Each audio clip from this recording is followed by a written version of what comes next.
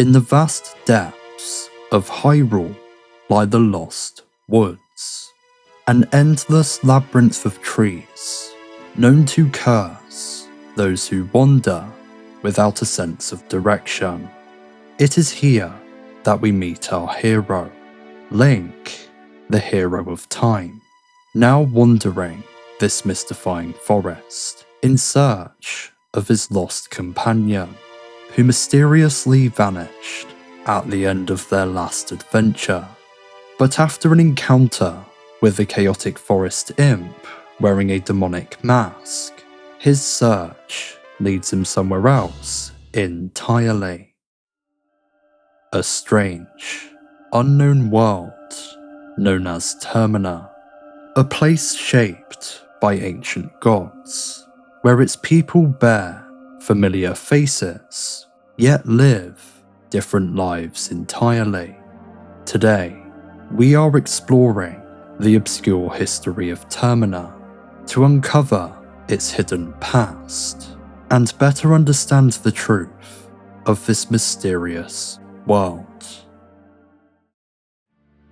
The story of this land begins with unity, a single world, whole and undivided, watched over and blessed by four sacred deities known as the Four Giants, who lived among the people of Termina. During this era, the giants formed a close friendship with a mischievous imp known as the Skull Kid, a creature said to have come from another world. Over time, their bond deepened, giving the lonely Skull Kid a sense of companionship he had never truly known before. But this age of unity would not last. Eventually, the four giants came to a decision. They would no longer remain among the people. Instead, they would watch over the land from afar, resting as its eternal guardians. To do this, each giant set out for a different corner of the world. 100 steps north, 100 steps east, 100 steps south, and 100 steps west, dividing Termina into 4 distinct regions. Before they left, however, the giants made a promise. Should the people of the land ever face danger, they were to call out in a loud and united voice, signaling the giants to awaken and aid them in their time of need. Most accepted the giants' decision, but one could not: the Skull Kid. Consumed by feelings of abandonment and betrayal, his sorrow twisted into mischief. He began to torment the people of Termina, playing cruel tricks and spreading chaos throughout the land. Unable to endure his actions any longer, the people cried out to the giants for help, and soon enough, their prayers were answered. The giants emerged from the 4 corners of the world and confronted their former friend. They declared that his actions had brought suffering to the people of Termina and gave him a final warning: leave this realm or be crushed by their divine punishment. Frightened and heartbroken by the giants' response, the Skull Kid fled to the heavens, returning peace and tranquility to Termina once more. In the wake of the giants' second departure, Termina entered an age of civilization and tradition. The most sacred custom of all was the Carnival of Time, a festival held to honor and celebrate the 4 gods who protect this land. In its earliest days, the people would wear masks bearing the likeness of the giants themselves. But as generations passed, this tradition began to change. The people no longer bound themselves to the faces of the gods, but instead began crafting masks of their own, personal expressions of identity, worn in celebration beneath the gaze of their silent protectors. As the Carnival of Time approached, the town would come to life. Music echoed from the bars, games and festivities filled the streets, and as midnight fell on the eve of the carnival, the celebration would reach its climax. High above the town, fireworks would ignite the sky as the face of the clock tower slowly rose, before revealing a hidden entrance to its summit. There, standing upon the face of time itself, the people of the land gather, offering prayers for a rich harvest, and singing an ancient song passed down since the age of giants. On the day of the carnival itself, some couples would unite in marriage, creating a special mask to symbolize their union, a promise believed to bring them good fortune in the years to come.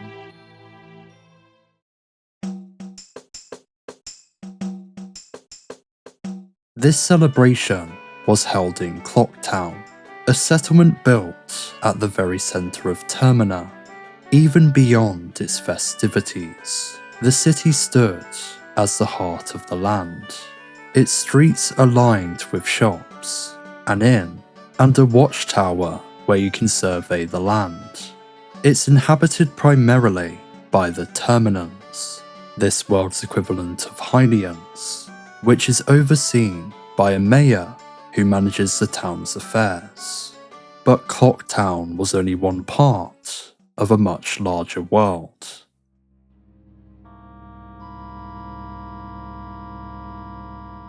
To the south lay the southern swamp, home to the Deku Scrubs, tree-like creatures ruled by their monarch, the Deku King, who resided within the Deku Palace alongside his royal court. Deep within the swamp stood Woodfall, a sacred place of worship where the Deku would honour the giant of their region inside Woodfall Temple, an ancient structure built to maintain a connection between the people and their guardian deity. To the north stood Snowhead, homeland of the Gorons, large rock-like beings ruled by their Goron elder.